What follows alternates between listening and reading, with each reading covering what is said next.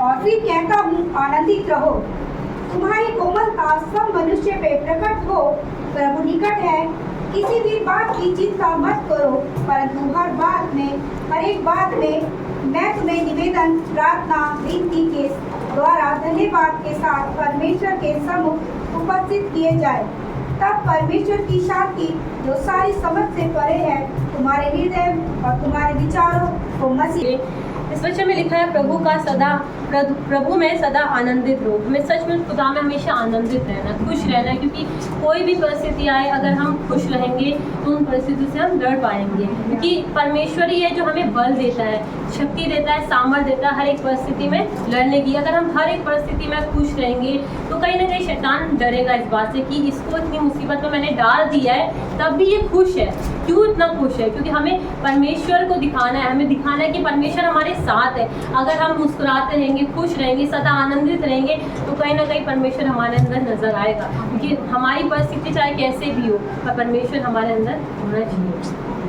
मैं फिर कहता हूँ आनंदित रहो, तुम्हारी कोमलता सब मनुष्यों पर प्रकट हो।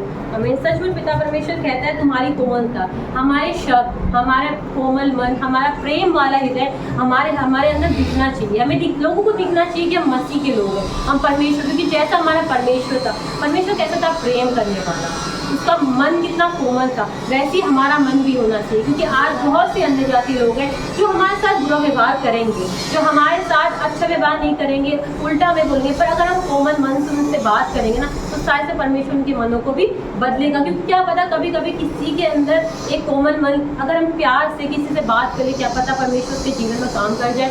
प्यार वाले शब्द हर इंसान को चाहिए होते हैं। अगर मुसीबत में हुआ किसी को हम प्यार से समझाएंगे तो क्या पता वो समझ जाए। कभी कभी इंसान नहीं समझता, गुस्से से नहीं समझता, तो प्यार से, जब बच्चे को भी, छोटे से बच्चे को कभी को गुस्सा करता है, उसे हम प्यार से समझाते हैं तो समझता है ना। उसी प्रकार से परमेश्वर चाहता है हमारे अंदर एक कोमल मन हो।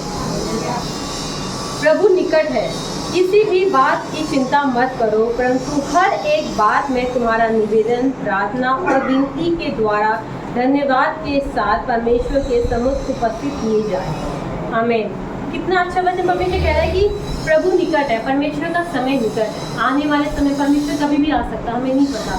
हमें नहीं पता कि परमेश्वर कब आएगा, हम नहीं जानते ना इस चीज़ को। तो हमें क्या करना है? हमें परमेश्वर का इंतजार तो करना है, पर साथ ही में हमेशा एक कोमल मन के साथ प्रार्थना में बने रहना है। चिंता नहीं करनी किसी बात की। अगर हम चिंता लेके चलेंगे तो चलना मुश्किल हो जाएगा। तो चिंता क्या करती है?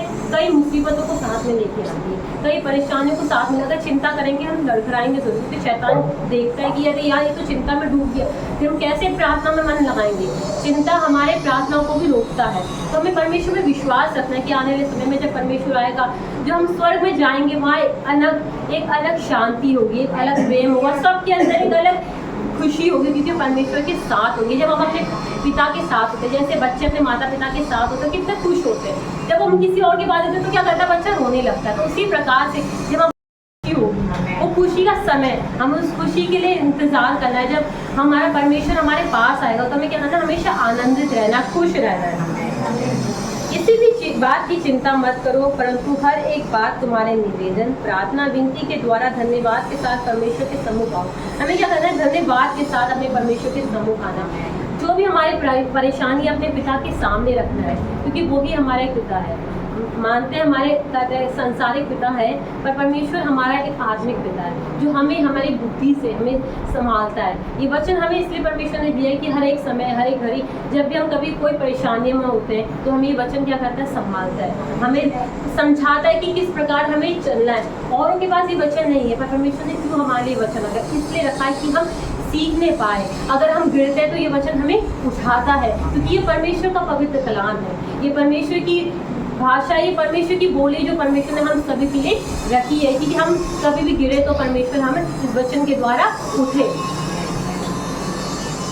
साथ परमेश्वर के सम्मुख उपस्थित किए जाए, तब परमेश्वर की शांति जो सारी सृष्टि समझ से परे है, तुम्हारे हृदय और तुम्हारे विचारों को यीशु मसीह में सुरक्षित रखेगी। आमीन, हालेलुया। सचमुच पिता, जब परमेश्वर की शांति हमारे अंदर होगी तो एक अलग ही खुशी होगी, क्योंकि आज हम संसार में तो बहुत सी चिंताएं हमारे जीवन में, कैसे करेंगे, क्या होगा, कैसे होगा, फीस है, बच्चों की पढ़ाई है, हमारा खर्चा है, घर का सब कुछ है, तो बहुत सी चिंताएं हमारे जीवन में होती है। पर परमेश्वर, जब परमेश्वर में हम बने रहेंगे, उसकी हमारे जीवन में खुशी होगी, आनंदित होंगे, तो सचमुच हमारे अंदर एक शांति होगी। हमें पता है कि हमारा परमेश्वर, में ये बात की विश्वास है ना कि हमारा परमेश्वर हमारे साथ है, हर एक घड़ी हर एक परेशानी में परमेश्वर हमारे साथ है। जब इस वीरवार पर भैया ने एक वचन दिया था, सचमुच परमेश्वर वचन के द्वारा हमसे बातचीत करता है।